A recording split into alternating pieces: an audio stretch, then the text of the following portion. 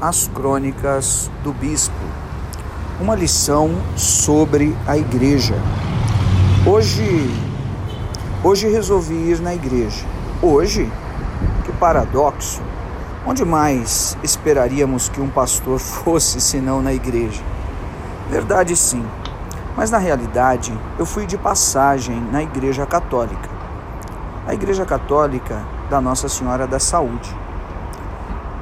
Fui surpreendido com uma cerimônia.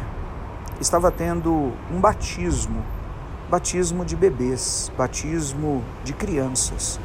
Achei curioso e sentei para ver. A cerimônia foi conduzida por um padre que me pareceu ser gente boa e bem carismático. Todas as pessoas convidadas, pais e padrinhos, estavam bem atentos e repetindo todas as palavras do padre. Tipo assim, pelo que me lembro, creio na Santa Igreja Católica, no Santo Papa e no batismo do Espírito Santo, enfim.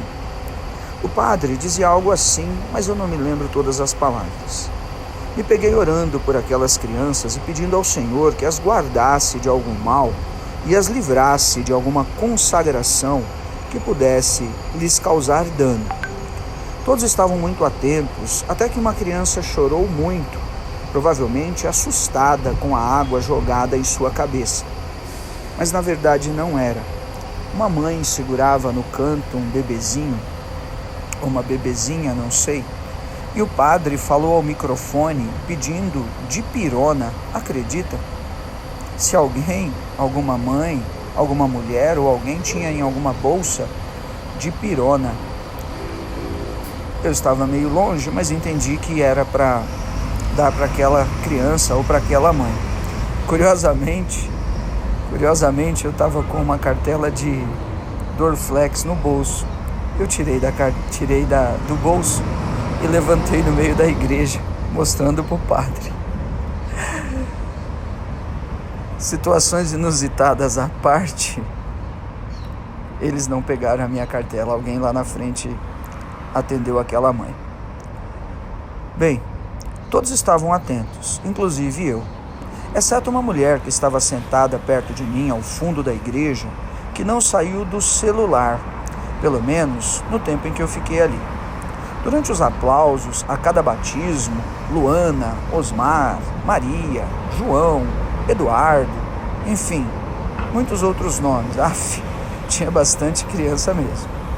Durante os aplausos, eu vi chegando algumas pessoas e se ajoelhando próximo a mim nos bancos para suas preces. Passei a reparar também nas paredes e no altar. Interessante, eu havia me esquecido. Há muito tempo que eu não via. Na Igreja Católica, os anjos ficam nas paredes e os santos pendurados no altar. Tudo parece muito fino, tudo parece muito limpo e estava tudo muito arrumado mesmo, de fato muito limpo. Para mim, cheirava até amaciante. Fiquei pensando, incrível, as tradições são mesmo preservadas. O padre até chamou outras crianças para serem ungidas com o santo óleo, imagina? Padre, gente fina, viu? Deu atenção para todos carinhosamente. Enfim, preciso ir, disse eu. Começaram a acender as velas perante cada criança, simbolizando, disse o padre, que aquela luz era o brilho de cada uma das crianças. Os pais se alegraram muito quando ouviram que era o símbolo da luz de Cristo, que brilharia no caminho triunfante de cada um de seus filhinhos. Imagina, não podia faltar um encerramento glorioso com o Pai Nosso. Digo isso muito respeitosamente. Depois também rezaram a Ave Maria.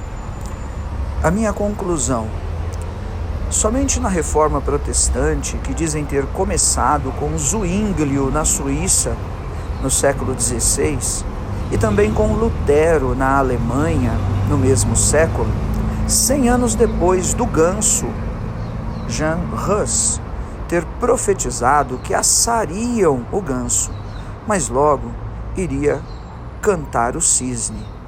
Fazendo um parênteses para você que não conhece essa história, Estes dois grandes proeminentes, Zwinglio na Suíça e Lutero na Alemanha, são considerados os dois grandes reformadores do século XVI, principalmente Lutero na Alemanha. Jan Hus foi um grande teólogo, padre, homem de Deus na Itália, que foi perseguido e foi assado literalmente, não é? Foi queimado vivo pela perseguição contra o início protestante naquela ocasião. O seu nome, Hus, significa ganso. Por isso ele disse: assarão o ganso, mas logo irá cantar o cisne. Lutero, na história da igreja, ele é considerado como esse cisne, e creio mesmo que é. E está exatamente 100 anos na história após Hus.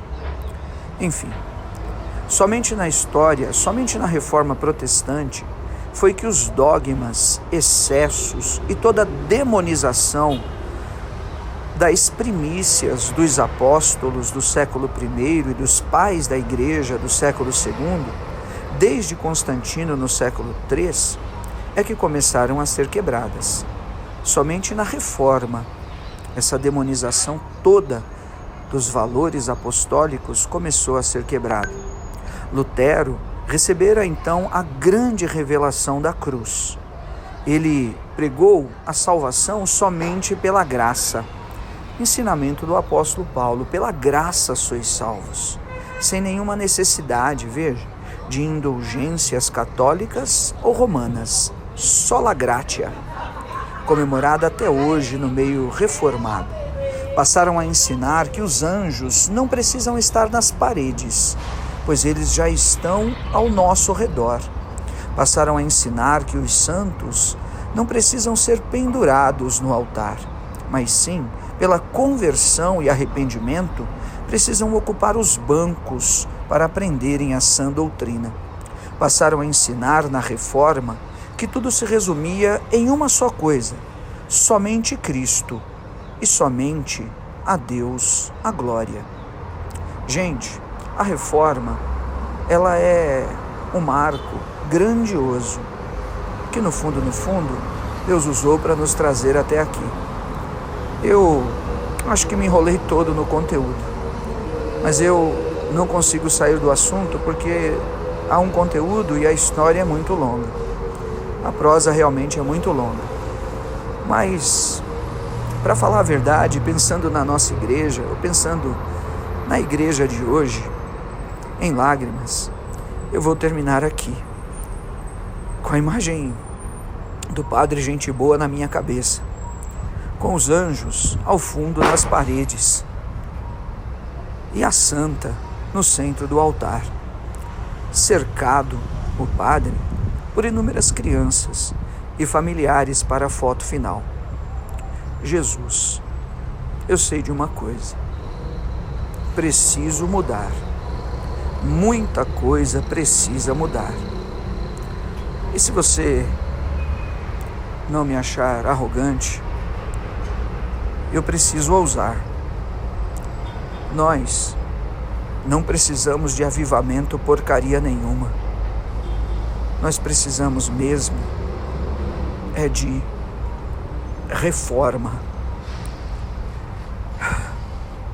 Fica com Deus. Obrigado, Jesus.